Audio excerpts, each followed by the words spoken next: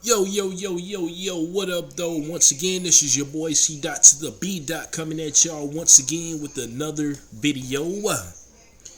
And today, I want to do a comparison. Now, this comparison has been done to death, but I just want to give my take on it. And one of these consoles is my favorite console of all time. So, the comparison I want to do, as y'all know already, I'm sure, is the Super Nintendo versus the Sega Genesis. Now, by the show of hands in the comment section, how many of y'all grew up with the Genesis? And how many of y'all grew up with the SNES? As for myself and my siblings, me and my brothers, we grew up with the Super Nintendo. And I'm a little biased. I'm going to say the Super Nintendo is a tad bit better. Well, no, it's better than the Genesis overall. Now, I will say this too. I was around when the Super Nintendo dropped in August of 1991. I was about 4 years old at the time. And I remember us getting it. And we got the Super Mario World bundle with it. You know what I'm saying? And at the time, it didn't have too many games for it. The only games that was out here in America for the console was Super Mario World, Pilot Wings, and F-Zero. And like I said, Super Mario World was the very first game we got with it because it came with it. You know what I'm saying? And back then, I remember I had a homeboy named CJ. He had the Sega Genesis. And at the time he had Sonic 1 with it. I remember that. And this was this was a couple years later. I remember him having Mortal Kombat, the original. You know what I'm saying? And it was some other game he had with it. I know he had Jurassic Park on the Genesis as well. But it was another game he had with it. I just don't remember what it was. But it was pretty dope too. Now, a lot of people will say that the Genesis is better in certain aspects, which it is in certain aspects. As far as certain games, like there were certain games on the Genesis that was uncensored, like Zombies Ate My Neighbors, but that was only the game over screen where, you know what I'm saying, it came down to blood instead of like purple goo. Here's one, the elephant in the room. Mortal Kombat. Now, I will be honest with y'all, and I said this in the group that I was in on Facebook. I would prefer the Super Nintendo version of Mortal Kombat over the Genesis version, but that's only because I grew up with that game. That does not mean that I think the Super Nintendo version is better than the Genesis version, because it's not. You know what I'm saying? While the Super Nintendo version graphically is better, the controls are very delayed. I swear to God, man. If I drunk coffee, I can sit there and throw an uppercut, walk away from the game, go in the kitchen, make a pot of coffee, come back, drink the cup, and then it'll do the uppercut. You know what I'm saying? It was just that delayed. You know what I mean? And then, here's the one thing that everybody talks about. No blood code. So that was the biggest problem for people with the Super Nintendo version. Now, again, I was about 6 years old when this game dropped on the Super Nintendo back in the day. And I'm pretty sure a lot of people probably was thinking, okay, I'm going to get the Super Nintendo version. Because you had that playground argument with kids saying that the Super Nintendo was superior to the Genesis. So everybody assumed that when they picked up the Super Nintendo version, it was going to be a lot better than the Genesis game. And when they took it home to play it, I'm sure a lot of them were sorely disappointed. Sorely disappointed. Because there was no blood. Now, the Genesis version, it was kind of the same thing. You know what I'm saying? You couldn't play it unless you had the blood code. Now, if you play the game without the blood code, the game is trash. It's terrible. It really is. You know what I'm saying? Now with the Sega Genesis, I played that a little later. You know what I'm saying? I remember this one kid, I traded him something for his, and then he had gave me his Genesis. But for some reason, he wanted it back. Maybe a year later or something like that. But nah, I mean, because I traded you an item for this, so it's mine now. You know what I mean? So, what I'm saying? Eventually, he gave up, and I kept the console. But with the Genesis, I'm going to say the music, the music and the games on there with the chip that it was working with, I'm not really a technical guy, but I know, I could distinguish a Genesis game from a Super Nintendo game. A lot of Genesis games had, the music was not superior to the Super Nintendo at all. At all. Now, there were certain games I did prefer on the Genesis, rather than the Super Nintendo. But that's because I probably played those games on that console first. But, yeah, man.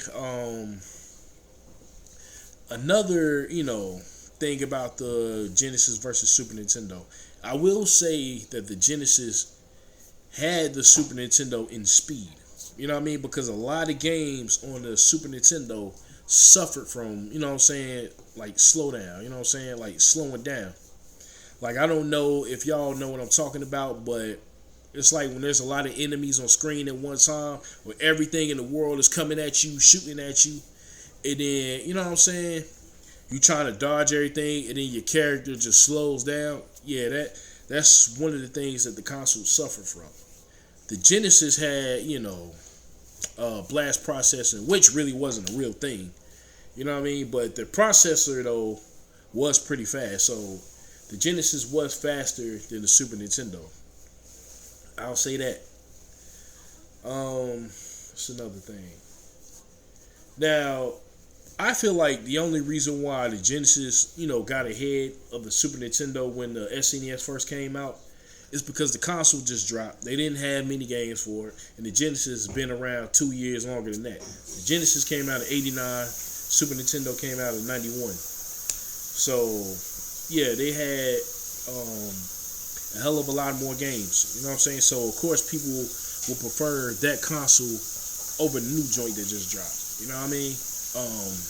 I remember back in the day, my mom was one of these people too, because we had the NES. I remember her saying that, why does she need to buy a new, whole new system for us just to play the new games? She was one of those parents. But of course they didn't understand,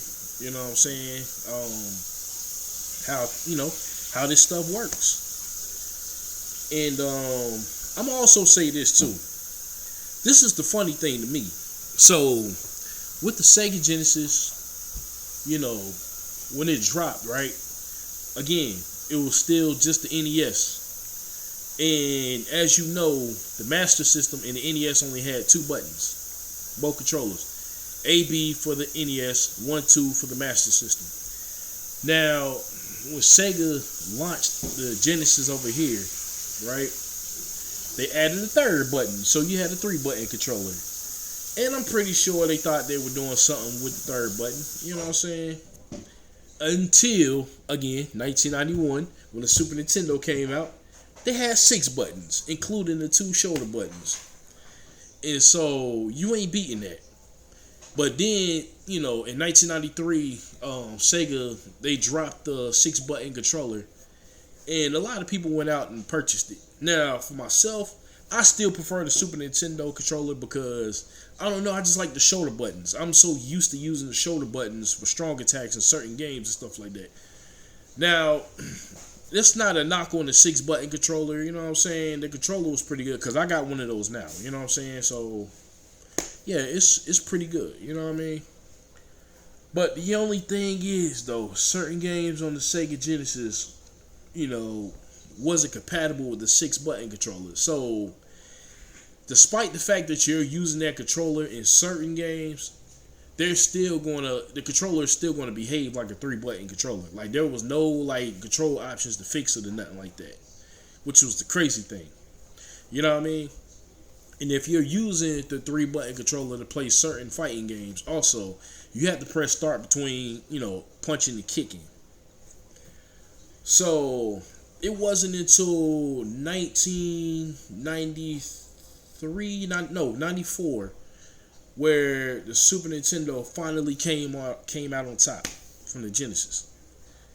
Because, for my opinion, it was two games that defeated the Genesis. One, of course, it was Donkey Kong Country. When that game came out, forget it. Like, forget it. It was a wrap after that. You know what I'm saying? And then the other game was Mortal Kombat 2. Because Nintendo's smartened up and they put blood in this version. Now, another thing, though, that the Super Nintendo had over the Genesis, and I feel like, it was two things, actually. One, you had the Mode 7 feature where, on the Super Nintendo, like certain games, you see like the levels rotating and stuff like that, and it looked like it's like zooming in and out. That was Mode 7, you know what I mean? Which was a pretty good feature, by the way. And in the Genesis, later on in 1992, they released the Sega CD, which, it was trying to basically trying to maintain the life of the Genesis. You know what I'm saying? Because, again, the Super Nintendo, for those who don't know, was going to release a CD peripheral with Sony. You know what I mean? But Nintendo kind of burnt them. So, yeah. We got to thank Nintendo for the PlayStation.